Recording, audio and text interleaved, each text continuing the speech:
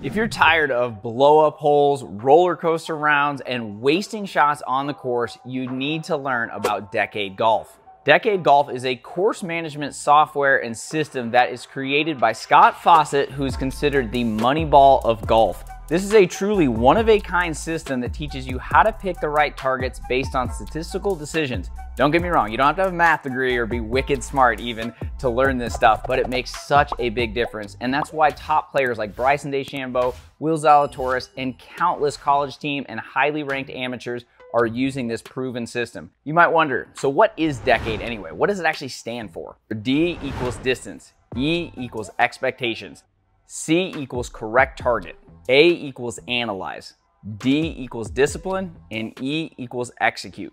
And when you actually apply this acronym and the strategies inside Decade, your game will transform. Let's get into 5 lessons. The first lesson I love from Decade Golf is so simple, but it makes so much sense when you actually learn the reason behind it. Stop trying to make birdies. Don't get me wrong, I want you to make as many birdies as you can. There's nothing better than making birdies and feeling good, winning some money. However, when you try to make birdies, you're gonna play a lot more aggressively, and most likely you're gonna invite a lot more bogeys and doubles into your round. As Scott discusses in the program, golf is actually not really more about making more birdies. It's in fact making fewer doubles and bogeys.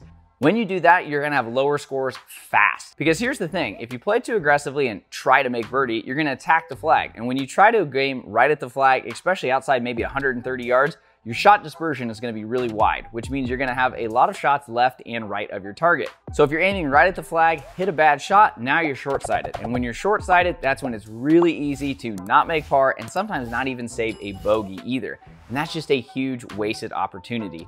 Instead, we have to pick the right targets and simply be okay with pars. If the putt drops, great. And even if you 3-putt, you're gonna have a bogey, but it's not gonna be nearly as consequential as a double. So stop trying to make birdies, and I bet you're actually gonna make more. The second lesson from Decade Golf that's transformed my game is to play one-shot shape. That's right, hit a draw or hit a fade throughout the round, no matter what the hole looks like. Because here's the thing, if you're like most golfers, chances are you try to play your shot shape based on the hole. So if the hole doglegs right to left, you think, I gotta play a draw. Or if you have a back right pin, you think, I gotta play a fade. Don't get me wrong, in theory, this sounds good. And if we were Tiger Woods, this would be a lot more possible. But as you know, when you try and shape the ball against your natural direction, you're gonna invite some big misses and some double crosses into your game. And when that happens, that's when doubles happen way too frequently and a lot of frustration and blow up holes. Instead, play one shot shape. I've done this since 2022 and truly cannot believe how much more it has helped my game. Prior to learning Decade, I would definitely do what I just mentioned, try and hit a draw on some holes, fade on some holes.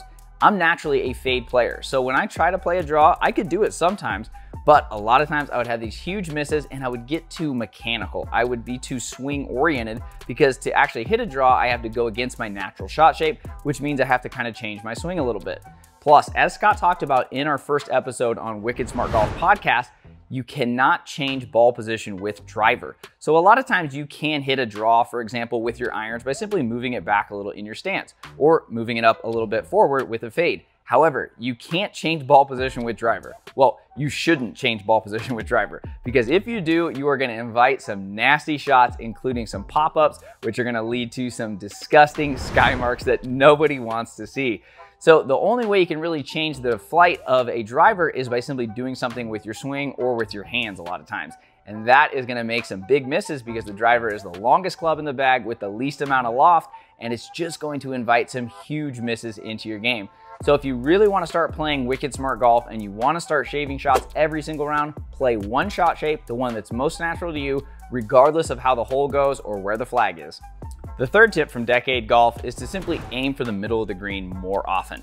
Now, if you actually go through Decade, which I highly recommend, and we do have a 20% discount code, which is Wicked Smart, which you'll get off your subscription, you'll learn the exact kind of process of when you should aim for the flag or when you shouldn't. But in general, I would just tell most golfers to aim for the middle of the green more often, especially outside about 130 yards.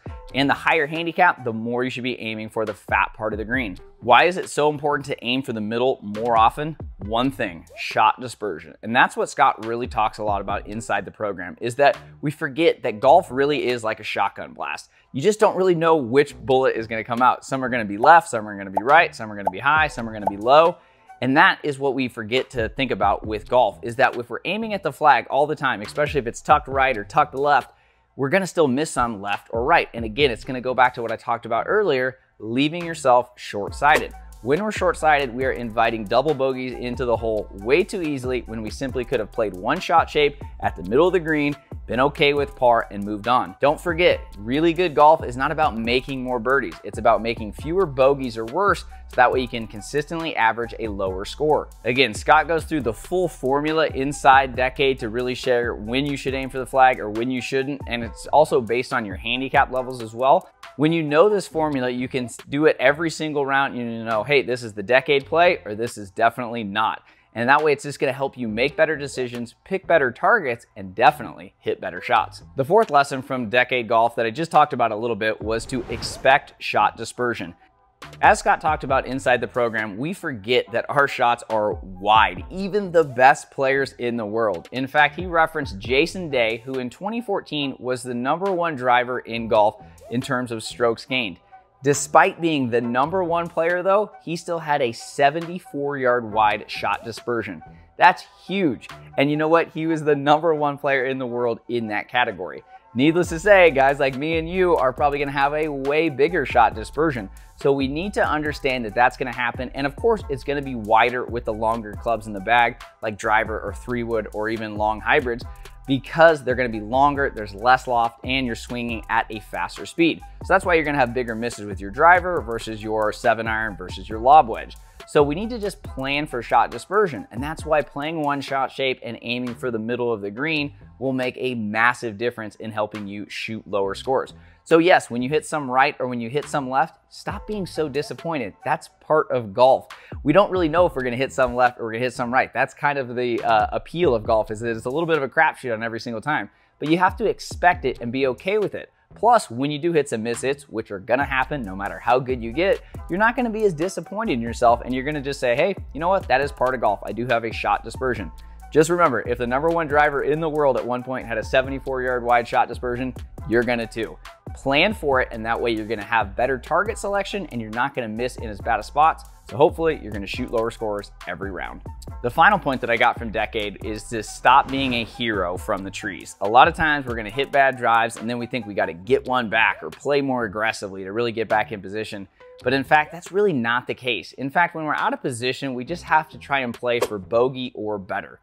Now, inside the program, he talks a lot more and actually breaks down the stats behind what the average pros do in terms of when they miss the fairway or when trees are involved.